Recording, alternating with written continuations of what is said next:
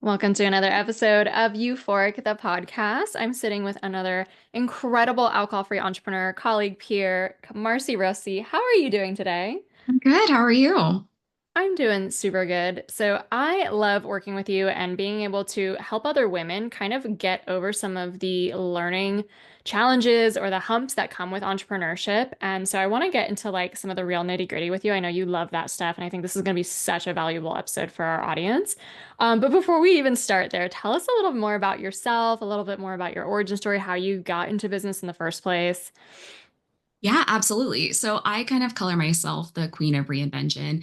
So my business story is actually kind of coming full circle. I went to university for business and graduated with a business degree. And from there, I then went into auditing, and then I went into family law, and then I went into public libraries. And so I've done all these little pieces looking for what it is that most lights me up. And I couldn't find it. Everything was just a little bit off, and I couldn't figure out why because I was really passionate about a lot of these different aspects. For family law, I was really passionate about it, but something was missing. And it wasn't actually until I took a break from alcohol that I realized what that was. And it was that I was meant to be an entrepreneur. Like, it was never something that was ever going to be on my radar. I actually went into business school pitching myself as a CEO because I had no problem picturing myself as someone who's running a company, but not starting it my own. Like, I'm not creative, right? I'm not going to have this idea of starting my own business, but I can take on what someone else has already started and improved. So it wasn't really until I stepped back from alcohol and stopped using it to keep myself playing small that I was able to dream of what it would look like if I were going to build something with my own hands. And I love getting my hands dirty. And from there, I didn't actually know that coaching was a thing. Outside of like the sports world, I didn't realize that people had coaches. And because I actually used a coaching program to let go of alcohol myself, I realized how transformational it was. So my journey into this entrepreneurship actually started with alcohol-free coaching, which again was that piece that it was really important to me. I think that being alcohol-free is like the ultimate competitive advantage in business. I think there's nothing like it, but there was still that missing piece where something was off. And while I was building this alcohol-free coaching business, I was learning everything I could about business, period. Like, I know you know this about me, but I wanted all the tactics. I'm like, just give me the steps. Like, what are the tools? What are we doing? I want a legit step-by-step numbered process of everything that we're doing. And so I really dove in. I wanted to find all the different options. And a common theme in all the different places that I've worked is their tagline somewhere had like better. That was always something in all the places that I've been. And that really aligns with me because I love improving. I love efficiency. I love making things better. And so, really diving into that business piece, I realized this is what's lighting me up. Like, I love alcohol free living, but man, I get excited about those business things. I read some books, going alcohol free, but I can't stop getting books from the library on anything business related or, efficiency, marketing tactics, psychology. I minored in psychology, love all of that. So it's been a really weird circle getting back to that business lane, but in a way that I think is more empowering and is really aligned with my passions and my skill set, which is doing it myself. Like, it's just so exciting and so much fun. Mm. I feel the same. Like, I think we're slightly different in the way that we express it and stuff like that. But like, so many years later, like that is the thing I'm still the most passionate about life, And the alcohol free is almost like the vehicle that allows me to really live up this space and be just so on it and so passionate and just so alive here. So obviously very passionate about that as well. And I love that your story brings up this kind of idea of like, as we're growing up and the different like role models or the different kind of influences we have, I think we get this definition of like who an entrepreneur even is. And for most people, I feel like it's not an option somehow. Like either like that is meant for other people, or you have to be super creative or super risky or super connected. I don't know what that is, but I had something really similar where maybe not, I wanted to be a CEO. I didn't have even the self-esteem to think of that, but like just I wasn't an entrepreneur. What do you think it was for you that like turned you on to the idea of like, oh, I could be the like CEO of my own company, and that is even more gives me even more autonomy and even like less boundaries and more of my own vision to kind of enact? Like, how did that finally shift in your mind? It's interesting because I have always been that kind of person who really wants to do things myself. And I've always kind of gravitated towards leadership positions. but I've been restrained in all the different roles that I had, obviously, because I'm working in somebody else's company in some other capacity in government and whatever it was that I was doing, it wasn't mine. I was implementing someone else's vision. And it's fun to really improve those processes and to really put your hands on things, but it was never wholly mine. It was never something that I was generating. And so it's really interesting that I never put the piece together that what was missing in all of these roles was that I was not in control here. I'm not going to lie. I'm a total control freak. I love being in control of things. And that's part of the most fun of running my own business. But that was really a big piece that was missing, was that I didn't get to make all the decisions. I didn't necessarily agree with all of the decisions. And now it is all mine. It is all up to me. So I think it's just really interesting that I never put myself in that vision. I too had this idea that an entrepreneur was the kid who was, running a lemonade stand at 6 years old and was, starting a savings account at 8 and all these different pictures. That was not me. I spent so many years trying to figure out what it was that I was meant to do. And it wasn't until I honestly kind of stepped back and allowed myself to let go of what an entrepreneur is and what that I had to have everything figured out by the time I was 10 and let myself stumble into it. I would definitely say that I stumbled into this role. And it was the best fall that I ever had. So. Mm. And I love how you share too of like really getting clear, especially if someone's like kind of reevaluating their career, where they want to go as a next direction. Sometimes you have to start with what you don't like and don't want. Like, I don't like not being in control. I don't like working for someone else's vision and stuff. That can give us so many clues on what we really do want here. And so, you're in this world, obviously building and growing your business. And then you work with a lot of entrepreneurs to help them set up their business as well. So a lot of that early stage is kind of in your world that you're seeing a lot. What do you think are some of the like biggest things that hold back like new entrepreneurs or new coaches? So, what I do most in my business is help people avoid all of the missteps that I've done. So, as someone who is a control freak, I really do like doing things myself. I'm the person that's going to build the IKEA cabinet herself, but that means I'm not doing something else. So, I built my website from scratch. I had learned HTML and CSS back in high school, and then I refreshed my skills so that I could build everything exactly the way I wanted because control freak over here, it had to be my way. But that meant I was spending a lot of time. And then at one point, my website completely crashed and everything was gone, and I had to start over. So, all of those hours that I was putting in, getting it exactly the way I wanted it, my way, and doing it myself left me back at ground zero at the end. So, I made a lot of mistakes trying to really craft exactly my vision instead of allowing people to help me implement it and to really be that visionary. So a lot of the people that I'm working with are those big picture visionaries. They have these big goals, but they don't understand all of those little pieces behind it. And I do, because I've done all of them and I've messed it up and I've tried all the different software and steps and techniques that there are out there, so I can help you avoid it. It's easy to get trapped in there because we want to have our signature or we want the pride that comes with doing it ourselves. But on the other hand, it's holding us back from the steps that only we can do. Like, my coaching business is not going to take off if I have a really pretty website and a great business card, but I'm not actually coaching, right? I need to be doing the thing that I am in business for. And we allow ourselves to get distracted because we get to hide and play safe. We don't have to go to the networking events. We don't have to cold DM people on Instagram. We don't have to uh, open ourselves up to the no if it's not ready yet, because we don't have that perfect business card, because we don't have that perfect website layout, because we don't have X, Y, and Z. So I think it's kind of twofold. One is there's an aspect of pride of doing it yourself, especially if you're, an entrepreneur. It's like bootstrapping. I built this.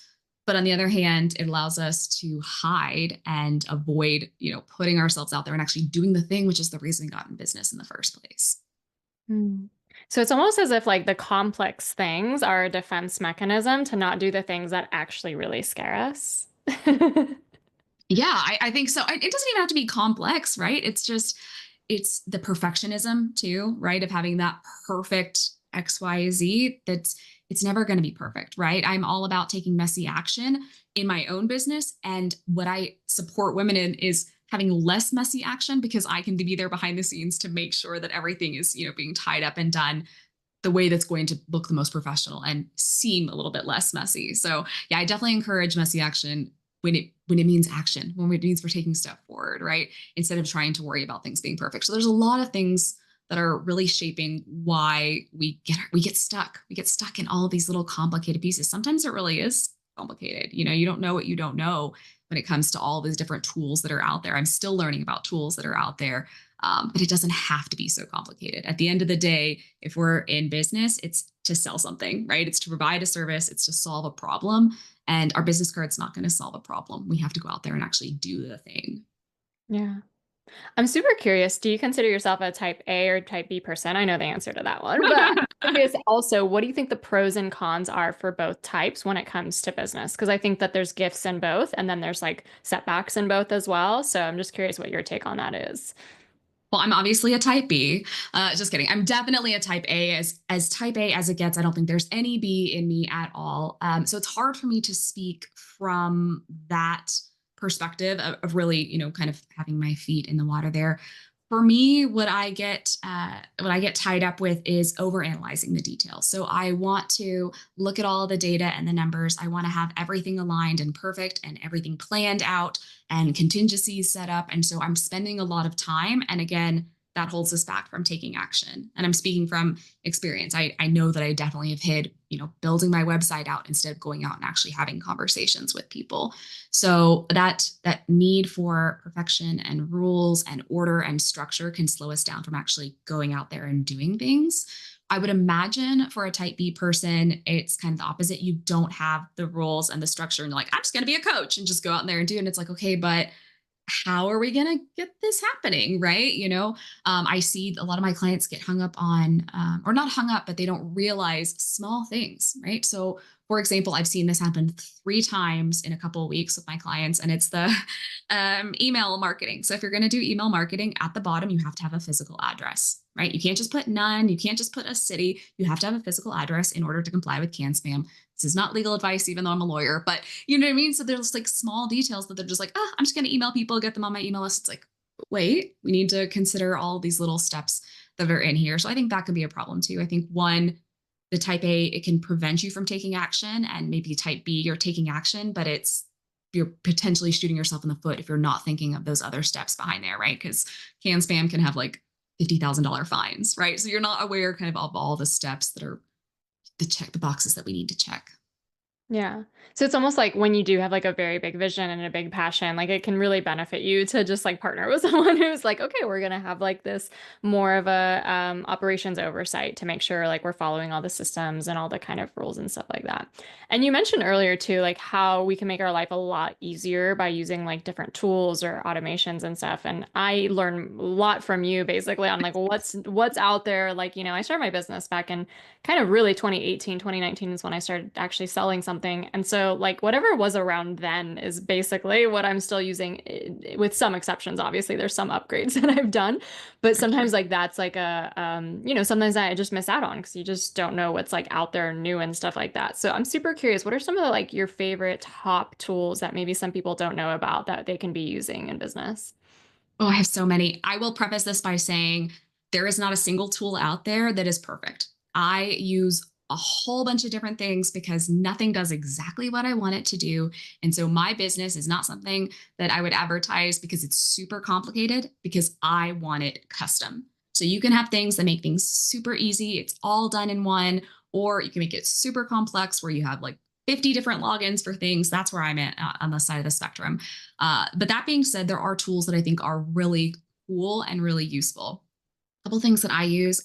It's not as popular here in the US. Kajabi tends to be the big name here, but system.io, it's system, systeme.io. They have a lot of the same things that Kajabi does, but they also host webinars. And it's going to be a cheaper package for people. It has, there's pluses and minuses to everything, but that's what has been working really well for me and my clients there. I love ClickUp. So I use ClickUp for everything. ClickUp, if you're on a paid plan, can store all of your documents. It is my to-do list. It is my CRM. And so, when I have the different leads that are coming through, I can tag them different ways, and I can assign myself tasks to say, okay, I need to go back and do this. ClickUp is my SOPs, so standard operating procedures. So I have a template for a new client, and whenever I have a new client, I can just copy that template over, and it has all the steps that I want to do for my new clients, right? So I want to I want to send them a thank you gift. I want to get them set up with their client portal. I want to do X, Y, and Z for them. And so that template is there so that I'm not reinventing the wheel every single time I do something, right? If I'm doing a podcast, I have to record it. I have to edit it. I have to schedule it. I have to do the show notes, whatever our steps are, that can be listed out there in your SOP, or in this ClickUp template, so that that process is repeatable. And what I like to do with these things is set it up so that way, if I ever wanted to hand it off, it's all ready to go. Like everything is there in ClickUp. I can invite support for me to come in, and they can implement the different activities that are there because everything is in there. So ClickUp is definitely one of my favorites. I've seen bugs in there before, but even still, it is so valuable. And I'm on the free plan for that, and I love it. Another tool I'm obsessed with that I have to like limit myself to. So I now have a task only twice a week is to review my Hotjar. I'm obsessed with Hotjar.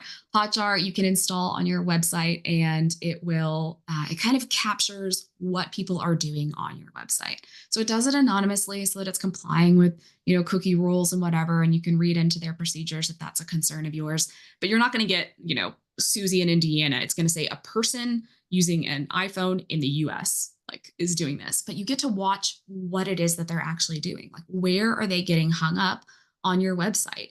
You can make heat maps of your sales page. And so a heat map is showing you where people are spending the most activity. Are they actually reading all that text, or are they focusing on a particular FAQ question that you may want to clarify in your offers, in your promotion materials, in your social media, whatever. So it's super fun to watch. I get to see where I have some opportunities to fix things. Like if people aren't doing the process the way I think they would, where they go from here to here to here, I get to find out why they're slipping through. So that one is a lot of fun. I use like so many different things, but if I had to pick three today, I think those are the three that I'm just like obsessed with. I think they're fantastic. Yeah. Well, I'm writing all these down too for myself, and ClickUp sounds amazing. And I remember too, like when I was a solo entrepreneur, like a lot of things I would do like at the seat of my pants, and it's just like, oh, I signed my first client. I better get a contract together. You know what I Yeah. mean? And then I kind of started noticing like the same things kept coming up. And sometimes too, even a system can be like saving certain like email responses. Like if you Mhm. always have this type of question, like maybe that's a script that you save somewhere. Or, if like a credit card bounces or something, you have like a specific script to go to that, or like you said, specific procedures where you like are going through the same thing just for different people. But I think what really gets valuable too is that like once you start to delegate and you start to get help, like a lot of this for entrepreneurs lives in their head.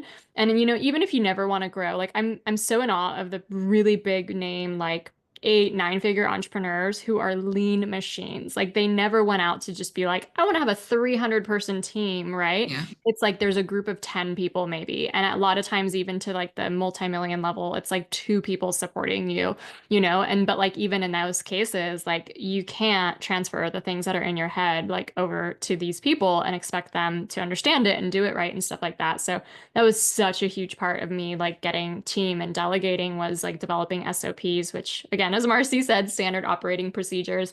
And like it really did systematize our business everywhere from like a brand voice about, like this is how we speak and stuff like that to just like how do you put the podcast on the website? You know what I Yeah. mean? So I don't have to explain it. And well, the thing is like you do it once, like even something like recording a video showing you doing something, and then you can upload that, and anyone in the future can use that from now on. So I think it like sounds like you're saying the same as like how can you do something once and then automate it from there on? Is that like kind of what you feel like these systems and tools help you most with? Sometimes there are automations, right? So you're going to have certain email sequences, or when X happens, then Y happens. Some of them are not, like your podcast, it's not going to be edited automatically. It's not going to be uploaded automatically. There's going to be pieces that are going to require some person to do the thing. But when we have those steps documented and we have a procedure that we are following each time, one, it means that we don't have to do it always. So goodness forbid that you get sick and you can't, if you have it documented, you can hand it off to somebody. You don't have to worry about how it's going to get done as you're, coughing up in bed. Or when you are ready to hire somebody, it's there. And I get that there's the hesitancy of the time, like I can do it later, right? When you did that first client and you knew, okay, I have to get a contract, you could have sat down right then and then, documented all the steps that you did. But it's also easy to say, okay, I'll do it next time. It doesn't happen that often. But then that next time you have to remember what were all the steps that I did? What is everything that happened, instead of, literally filming yourself as you're doing it, doing a screen recording from Loom, or ClickUp also has screen recordings. Um, just documenting while it's actually happening so that you don't have to do it later. Because yeah, there's an investment in training someone or documenting these things, but it's an upfront investment to save you a lot of time later versus constantly having to put in that time over and over and over again. Yeah. Even a really simple like example that I've shared before is like imagine when like a client buys a package from you and you don't have an automated email set up. So like they buy and instead of seeing that you're not excited. You're not like, "Oh my gosh, I'm so, thank you universe, thank you everyone." You're like panicked. You're like, "Oh, how long have been they sitting there without like my recognition that they just bought this?" And it's just that little energetic shift that we're like sharing with the world and the universe. It's like that little thing that I think makes a really big difference to just like feel almost like safe in your systems, like more security in that sense. And I know it doesn't get as much like just airtime, compared to like marketing or what the latest like real trends are or like more like sexier topics sometimes in business. But one of my mentors that I really respect, James Wedmore, says like systems equals freedom. Like you will have more freedom in business once you set up a system for it. And yes, maybe it's a little more heavy lifting at the beginning of it, but then you have that for life and you don't have to keep putting on that effort and that, to do it, all that kind of stuff. And that's really a fascinating concept to me because I think like, why become an entrepreneur in the first place if freedom isn't a big value for you? You know what I mean? Yeah, it's very easy to get tied to your computer when you start it. When you start a new business, you do this to have more time and you end up tied to your laptop for, 24/7. So part of the reason I'm passionate about systems is yes, it's going to give you more time, but on the other hand, which is also something I'm really passionate about, but that it's something you touched on, it's that customer experience, right? If you're going to be spending money for something and as soon as you click buy, it takes you to nothing. There's not a thank you page. There's not nothing. You're just like, did it happen? Like, did I get a receipt? I don't know what's going on. And you can make that look so flawless. You can make that look so supportive. It's very professional for you, right? So if I purchase something and I'm taken to a thank you page and then I get an email telling me all the steps that are going to be happening and a gift is sent in the mail or whatever happens, all of these things are happening in the back end. It looks so professional to me. I feel taken care of and I'm going to respect that business more versus just kind of like winging it and hoping they'll give me a call later after I purchased. Like it's really taking care of those customers at the same time that it's giving you the freedom to not panic of what happens if someone purchases from me in the middle of the night and I don't have that contract ready to go or I don't have that thank you email written. Like, so both of you are kind of benefiting from the same process. So like, why would I not have all of these things set up to help me? Yeah, yeah. And I think it's important to say too, though, like it's okay, like I think the first times like those things happen, you know what I mean? Like you're just building everything. So like no one should feel super overwhelmed, like, oh my God, I should have already have all this set up. But it's like once you start like learning and growing in your business and you are watching yourself repeat certain things like over and over again, like that is a very good clue for you that it's time to put a system in place like that. And I would look back, like I had a huge jump in business and income in 2022. And it's because I put my head down and really figured out a lot of this stuff, both with like team and delegation and like standard operating procedures and stuff like that. And I'm sure we could like go back in and update it and make it like it's not like Marcy proof yet. It's not like this beautiful engine yet, you know what I mean? But it's really, really, really helpful in the business as well. Well, and Marcy proof happens also because I've made those mistakes, right? You said from the beginning, you don't have to have it set up. When I got my first client, I had no idea. I had no idea for 2 days. I emailed her, asking like, hey, are we going to do this? And she's like, I bought 2 days ago. Right. So I was mortified. A lot of these things that I'm setting up is to not repeat that kind of painful, situation that I was in, because like I said, a customer experience is really important to me. Every single job I've ever had has been in customer service, like from the time I was 15. Right. So having that kind of the messy onboarding, right? Where she purchased, I'm sure she got an automated receipt and then nothing else. Didn't hear a word from me for, 48 hours. That's not the kind of business that I want to lead. So a lot of what I'm saying is because I've made those mistakes, because from the beginning I had no idea what it is that I'm doing. And something that you've spoken to before, I don't know if it's been on the podcast, but I know that we've spoken about is that your business grows with your ability to handle problems, right? So if you are having to send out that automated email every single time a client comes in, there's a finite amount of time that you have to write that email and send it out. If you're having to draft a contract every time, if you're having to do X, Y, and Z every time, that's taking time away from actually serving those clients or, delivering on those offers. So when we can set up those pieces to really kind of take care of us, it allows us to have a bigger business, a bigger, handle bigger problems, build a bigger business, and really leverage that. So Yeah, yeah. Well, one thing I love is that being able to recommend you because I am, lots of times working with clients that are building their businesses and like, usually a business coach does not go in and actually build things for you. That's kind of like your job to do, but it's such a big block. Like it's like I don't want to do this launch because yes, obviously launch can be scary when you haven't done it before, but it's like okay, there's like 13 moving pieces that I need to actually develop first. And I think it's so nice to have someone that can actually go in and be like, okay, well, let's do this for you. Let's build this all out for you. And so I don't know if it's like to say that some people just aren't tech savvy, because I think that's like, who's really tech savvy unless you're like a computer scientist, you know what I mean? yeah. But it's also kind of like that attention to like, okay, there's like 13 things I have to build out. My vision's over here. I'm trying to like be a leader that's doing X, Y, and Z, and why it can be super important and like actually move your business faster and more forward so much quicker when you just have someone that can handle that kind of stuff. So tell us a little bit about how you do that for clients. Yeah, absolutely. So there's a couple different ways that I do this. I mean, you don't have to, it doesn't have to be in the kind of partnership that I develop. There's a lot of things that I do that other people can do. You can hire these one-off individuals. You can hire someone to build your website. You can hire someone to run your Facebook ads. You can hire someone to do X, Y, and Z, or you can get someone that can do a lot of those different things for you because she's done it herself, right? Because she knows all of those missteps there. So when I'm sitting there with my clients, it really depends on what it is that they are wanting to accomplish, what their big goals are, right? So if we take, for example, they want to sell a course.